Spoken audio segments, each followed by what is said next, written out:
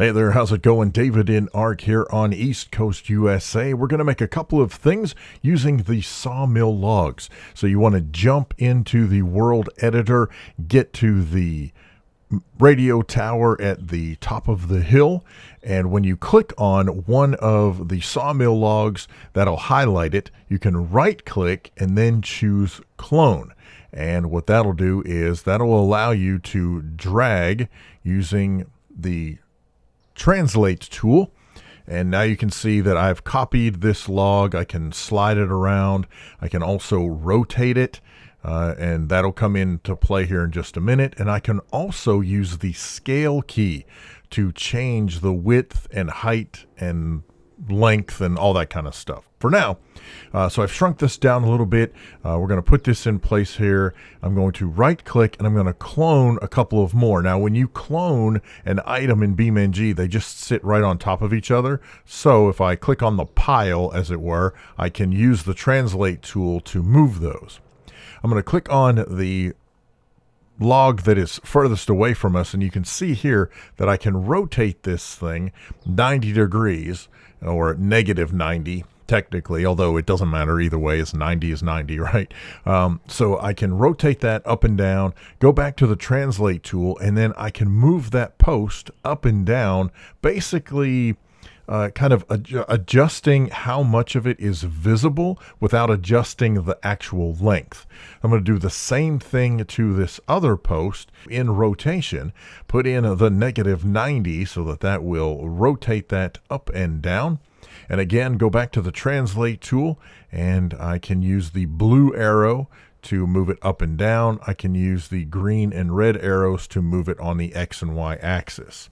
Now I'm going to take the other one that is, I just left it the same length that I had it, and now I moved it into position, and you can see using WASD and my mouse, I can move around, and now I can click on the individual components and kind of get those lined up the way I want so that it looks more appropriate. Right now it looks like it is kind of a fence, if you will, or a barrier made out of those logs. Now, in my case, I think the crossbar is way too thick, so I'm going to use the scale tool, and if I scale back using the green, there we go. So I shrunk it down. I'm sorry, that was blue.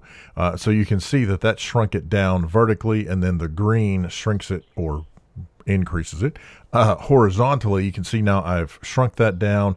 As we see now, though, I need to go back to the translate tool and move it a little bit because it doesn't quite line up. But you can see here that I can move this a little bit to the left or to the right to my liking to see kind of what I like, where it is. All right, so that looks decent, except if we see here, this one vertical post is now kind of out of a line. So if I click on it, I can move that back and forth as well. A lot of this is just a matter of your personal taste and playing around with that translate tool. So once you have all that done, you want to select all three of these components. And the way I do that is I click on the first one over on the left-hand side, holding Shift, I select all of them.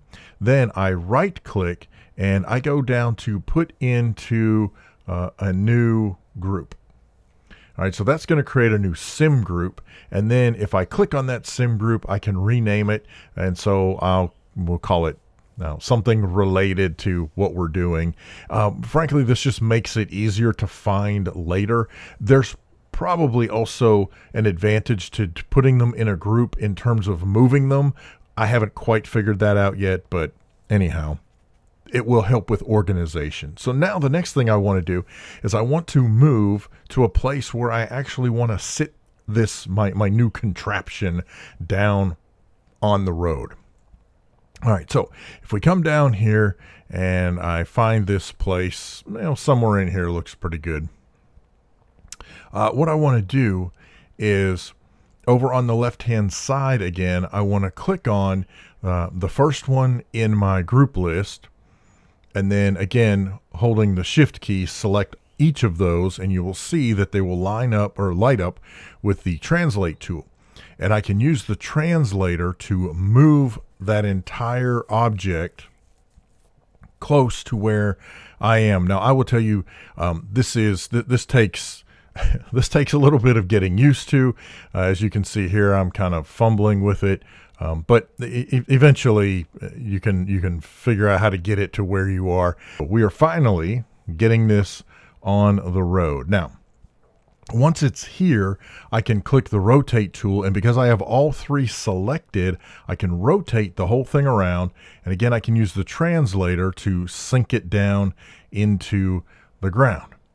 Now, the next thing that I want to do is I can adjust this if I want this a little taller, if I want to move it off to the side. So maybe this particular one, we're only going to have it kind of covering the one side of the road because, I don't know, it's BeamNG, and that's what we do. In the meantime, I'm going to jump out here, again, using WASD in the mouse, and I need to go scroll all the way to the bottom and find my player car.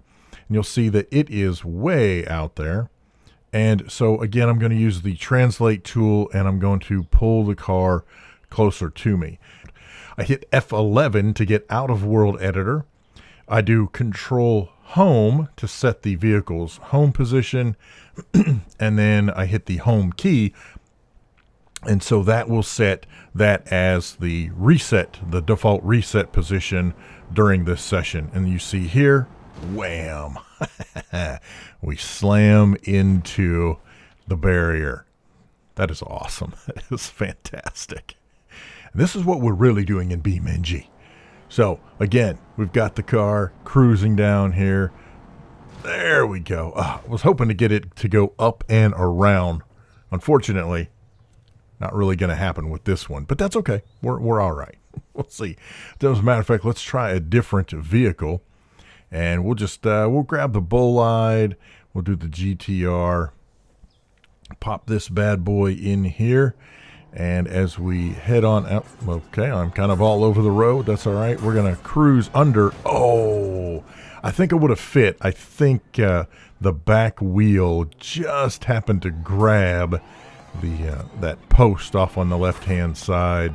Oh, yeah, look at there. Beautiful.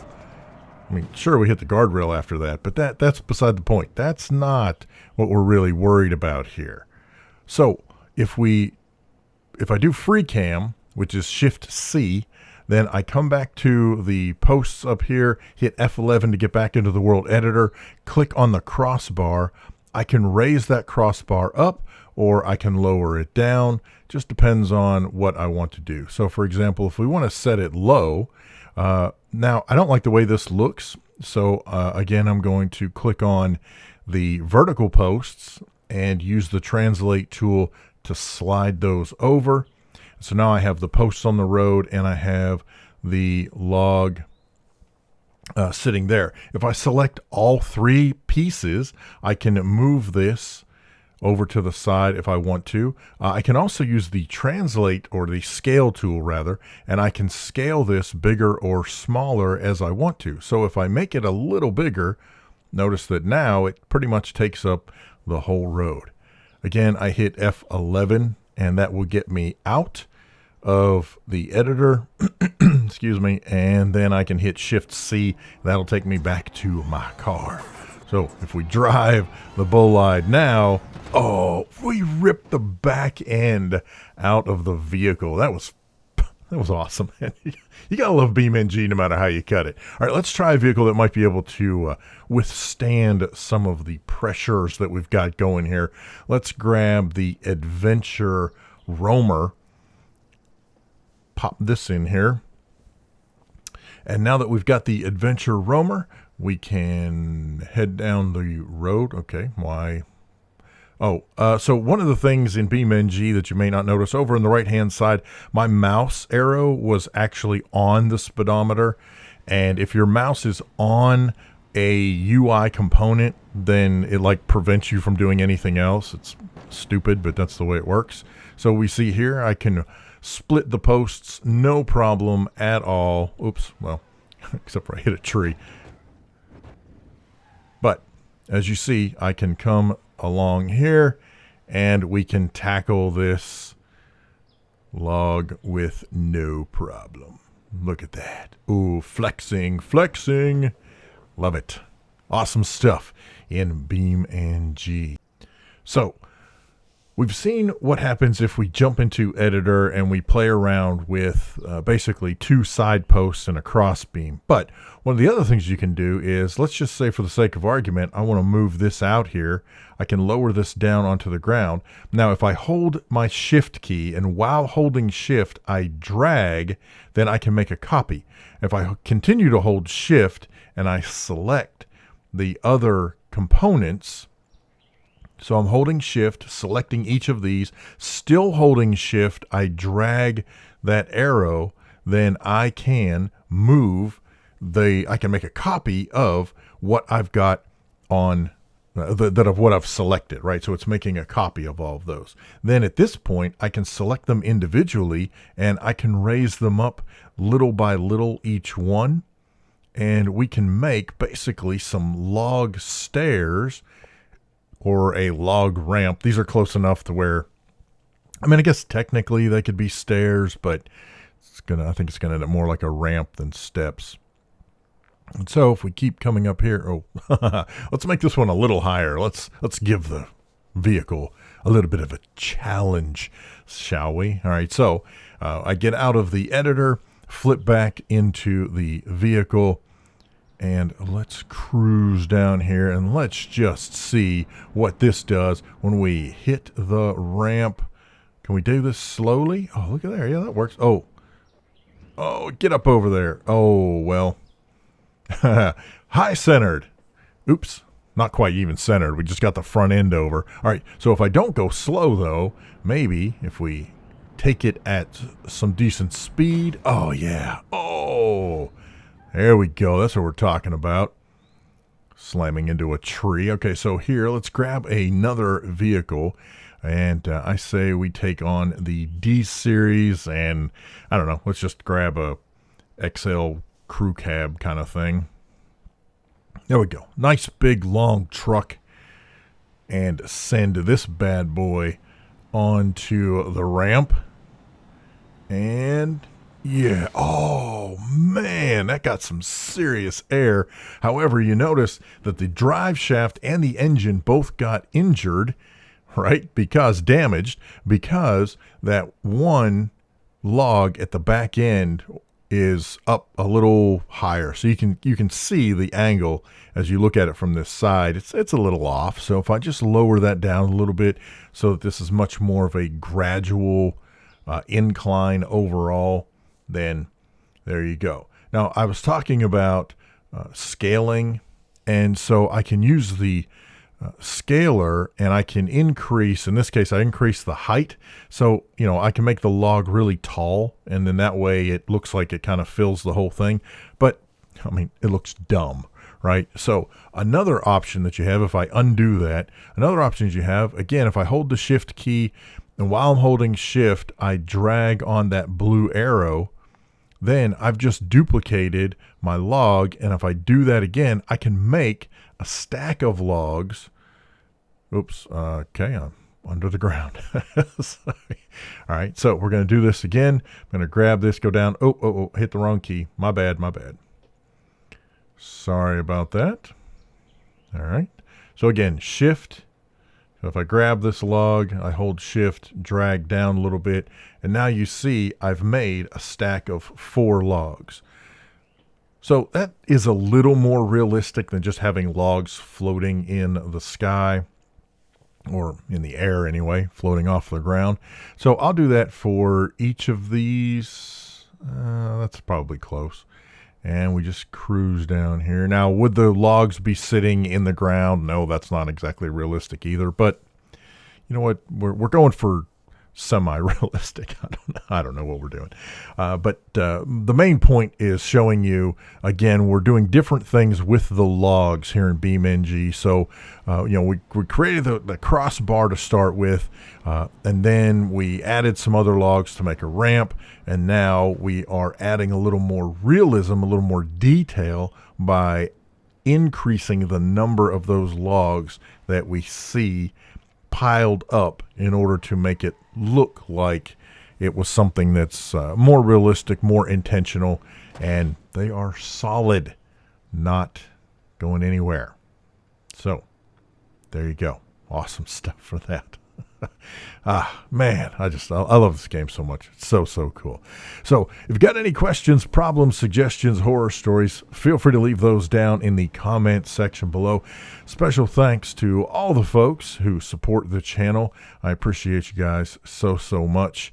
And if you got any questions and you got something you want me to try, something you want me to try to figure out, help you figure out, let me know down in the comments. Hope you've got this is being released, hopefully, on Thanksgiving. So happy Thanksgiving to you and yours and all of that good stuff. Very special thanks to everyone who has helped me hit 15,000 subscribers. I never in my wildest dreams would have guessed we'd hit 15,000 subscribers on this channel at all. I mean, that's awesome. That is absolutely phenomenal. And I thank everyone who is subscribed. And if you're not subscribed, please do. That way, you'll know when I post new videos. You'll get wind of the new stuff, and and it helps the channel. I mean, I know it's just kind of bragging rights or whatever, but it's fun. So there you go. I like it. I enjoy it. I hope you do too. I'm davidinark. Thank you so much for watching. We'll see you next time. Have a great day.